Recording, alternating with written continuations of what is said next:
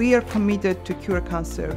This challenge and this fight will not be over until we cure cancer. Failure is not an option. We're constantly questioning ourselves, how can we do things better? How can we push the envelope? What can we do that's less invasive, that's better for our patients today that we didn't do yesterday? The department's 10-year journey has been astronomical.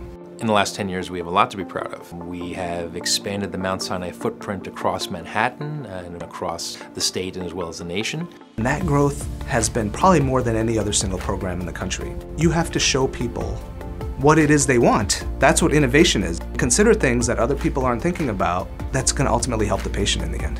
We are at the forefront of innovation, not just one aspect of urology, but we are innovative in different aspects. We have expanded, we have become better, we have taken care of more patients with a better outcome.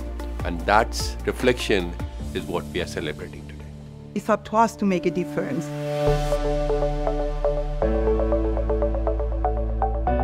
As a global leader in cancer care and research, Mount Sinai intends to change the narrative of prostate cancer so that men can live longer, healthier, and cancer-free lives.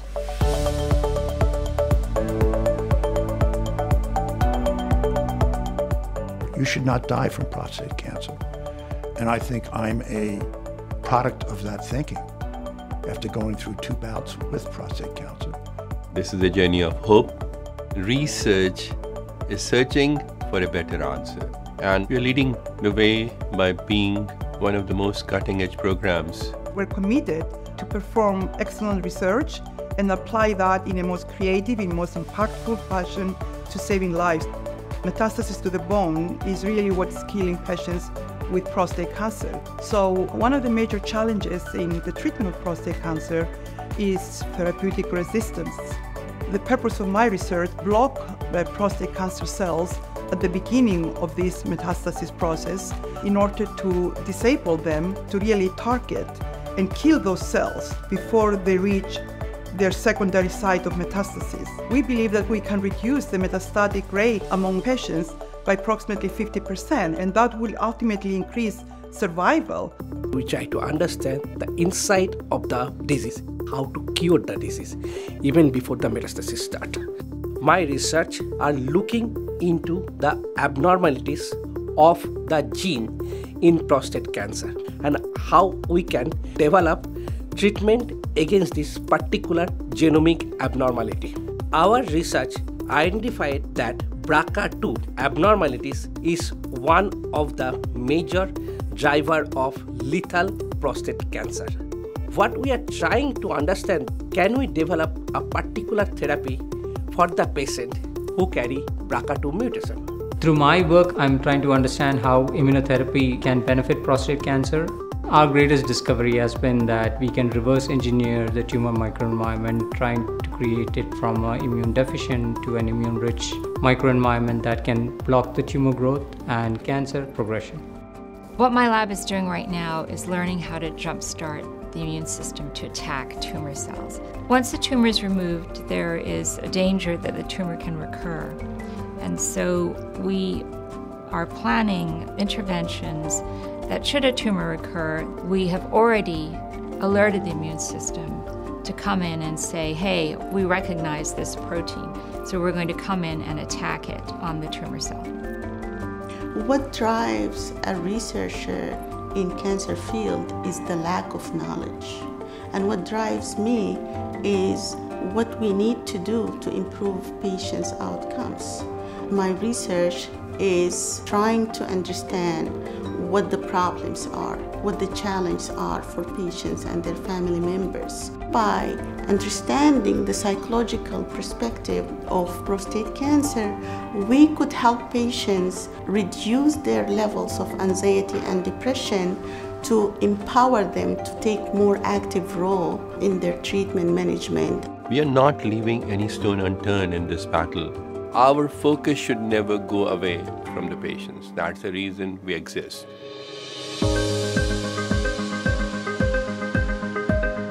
The last thing anyone wants to hear at a doctor, if we only caught it sooner.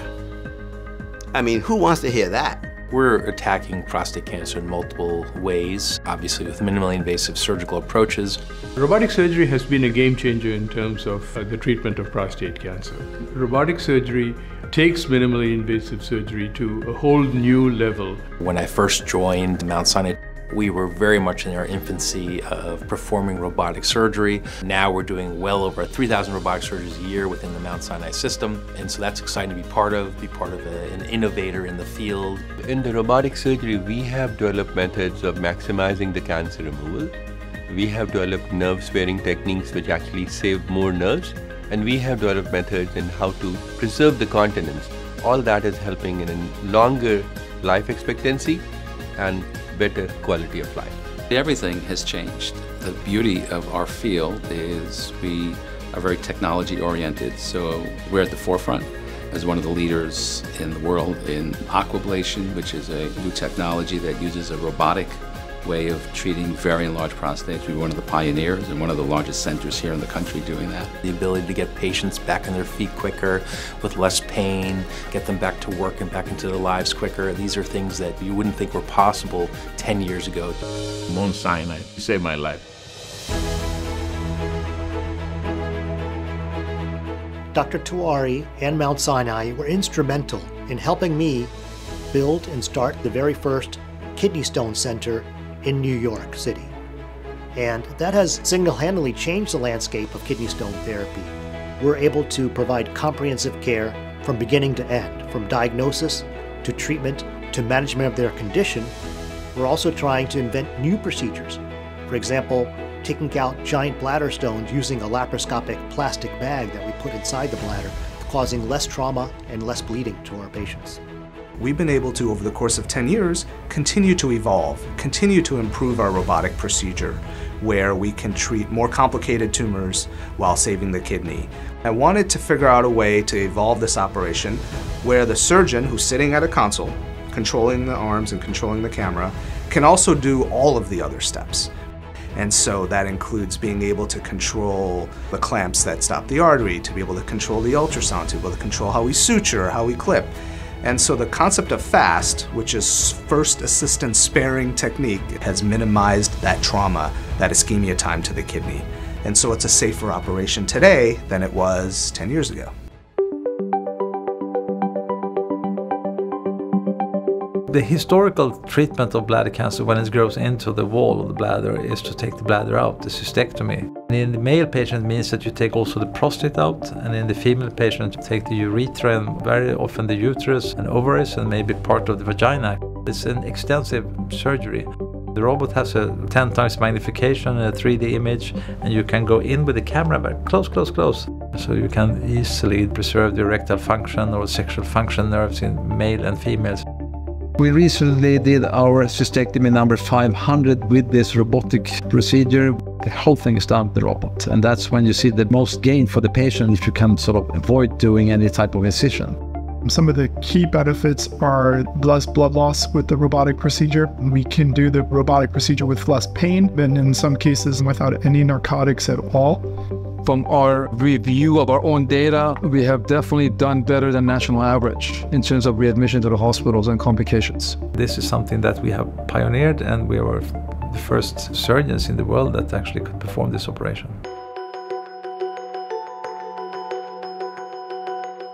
If you will it, it's not a dream. And I think when Dr. Tewari came, everyone thought his dream of building this department was a dream. But over the past 10 years, under Dr. Tewari's leadership, we've been able to elevate the level of care we deliver to our pediatric urology patients, to introduce innovations on the pediatric surgery with use of the robotic system, use of endourology equipment that was really designed for adults, but now is getting miniaturized so we can use in children.